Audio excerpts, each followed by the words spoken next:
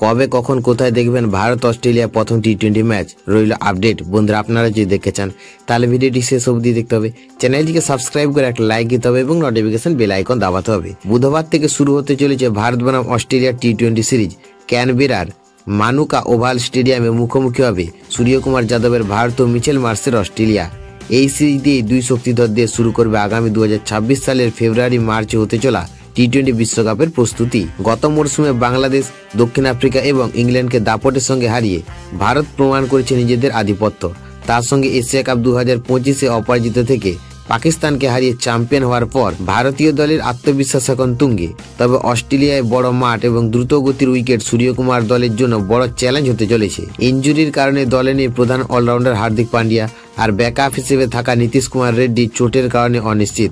ফলে দলের ভারসাম্য নিয়ে কিছুটা চিন্তা আছে ম্যানেজমেন্টের।